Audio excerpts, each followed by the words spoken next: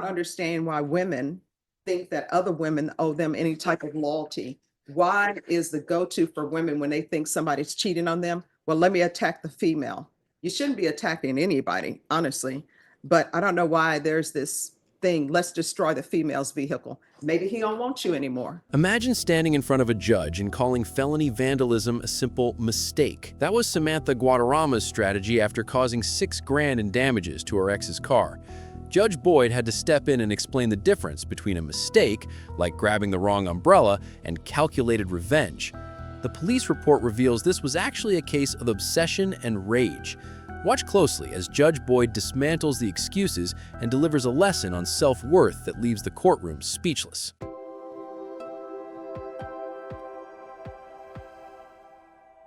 All right, court is calling 2024 CR 010930 State versus Samantha Guadarrama. Can I have parties announced for the record for the state? Yeah. Defense? Kayla Dietrich for Samantha Guadarrama.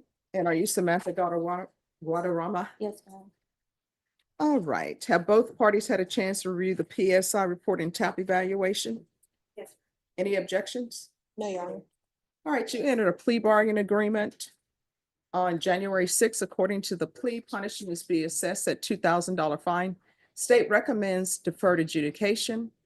There's to be restitution of $6,292.70 to Mitchell McCain. It's the court's understanding that that amount has been paid. Is that correct? That's correct. All right. Is there anything you wish to say on behalf of your client? No, Your Honor. Anything you wish to say? No, ma'am. All right, you want to raise your right hand for me? Do you solemnly swear or affirm the testimony you give will be the truth and nothing but the truth, so help you God? Yes, ma'am. You can lower your hand. State your name for the record. Samantha Guadarrama. All right, so why are you keying this guy's car? It was a mistake and it was. No, it wasn't a mistake. A mistake is you take somebody's umbrella thinking that it's yours because they're both black umbrellas. Keying somebody's car is not a mistake. So why are you keying the car? I was being taunted by my ex about our situation, that we were separating, and he was sending me videos and pictures of just other women and in our own, like in our home that we lived together during that time and during that night. That's not what the police report says. The police report I'm reading says that the victim in 01 returned from a night out and the victim parked his vehicle in the driveway of 01's residence. While at 01's residence, 01 received an alert on his video camera. 01 looked at his video camera and observed his ex-girlfriend in the driveway of his residence. 01 was speaking with D1 through the camera, your D1, and D1 believed that another female was at the location, as D1 believed the victim's vehicle, which was parked in the driveway, belonged to a female. Victim in 01 continued watching the video camera and observed D1 walking around victim's vehicle, keying victim's vehicle in the process. Here comes the truth. The defendant claimed it was an accident, but the video evidence proves she was stalking the house, waiting for the perfect moment to strike. This wasn't a mistake. It was calculated revenge. This is what I don't understand. So it says in here that you thought that was a female's vehicle. Yes, I don't ma'am. understand why women think that other women owe them any type of loyalty. Why is the go-to for women when they think somebody's cheating on them? Well, let me attack the female. You shouldn't be attacking anybody, honestly.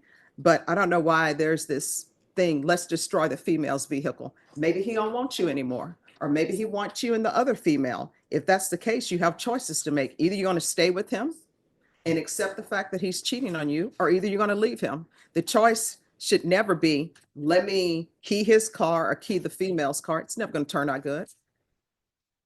Now, I see that you have a son and a daughter. How would you feel if your son ends up dating someone and they become an ex-girlfriend and they won't let go and they end up keying his car? You lose your mind. So here you are out keying somebody's car who doesn't want you, obviously. No, I mean, that's yes or no. Do you understand that? Yes, I did. And so you went to jail? I did. And how long were you in jail? That night, All right, well, how long did you stay in jail till you paid this off, though? That day on January, when I was at court for like 3 days, I believe. All right, so that's 3 days you spent away from your children because you love a man more than your children. Whenever you make these stupid decisions, what ends up happening is that shows that you're loving this man more than your children. You can't do that. Have you had any contact with him? No, I love him. All right, so do you have any children with him? No, I do not. All right, so you better not contact him. You understand? Yes, ma'am. That relationship is over. You don't have any property with him. You don't have any children with him, so there's no need to contact him. You understand? Yes, ma'am. This is the cost of rage. 3 days in jail, 3 days away from her children, all over a man who didn't want her. The judge is making sure Samantha feels the weight of that choice. So what do you do for a living? Part-time. All right. And have you started dating again? No, I have not. Okay, that's a good thing. You're gonna have to get an orchid. And I tell everybody this who have relationships problems because orchids teach patience. They have some beautiful orchids out at the HEB. I just saw some when I went there. I'm like, wow, they're so beautiful. They're in bloom. You need to get that orchid. They're inexpensive. I think they have a coupon too, so it's less expensive. Get that orchid and keep that orchid. And it comes with directions. Read up on it, how to care for it. And once those leaves fall off, if you can get that same orchid to bloom again without losing your patience, then you'll be ready for relationships. Because with orchids, you can read those instructions, like it says indirect sunlight, you put it in indirect sunlight. Next thing you know, the leaves are burning. Somebody's like 3 ice cubes, then you learn, nope, it doesn't take 3 ice cubes. So I don't tell people to get orchids to be flippant. It's just that orchids require patience and care. And that's the same thing with relationships. And if somebody is cheating on you, you have 2 choices to make. One, you either accept it and confront them and say, hey, you're cheating on me. And then their choice is to continue to cheat or either say, all right, I'm sorry, I'm not going to do it again. But those are your choices. Your choice is not to go and key some car because then you end up here. You understand? All right, this is what the court is going to do. There's a $2,000 fine that will be probated. Regular reporting by Zoom or in person, regular random UAs, proof of employment within 30 days. There should be no employment as a home health care provider or with minors. There should be no contact with Mitchell, MITCHELL, McCall, MCCALL. There should be 3 years deferred adjudication, 200 hours of community service restitution. I'm going to require parenting classes. Once that's completed, 100 hours will be deemed satisfied. How far did you go in school? I graduated. All right, what do you want, what did you plan to do with the rest of your life? Do you like bartending? Do you No. plan on, what do you want to do? Yeah, I have my real estate license as well. I just haven't used it. Okay. And then there's 100, I'm gonna require anger management. And once that's completed, the remaining 100 hours will be deemed satisfied. There's gonna be field visits 1 time per month for 6 months.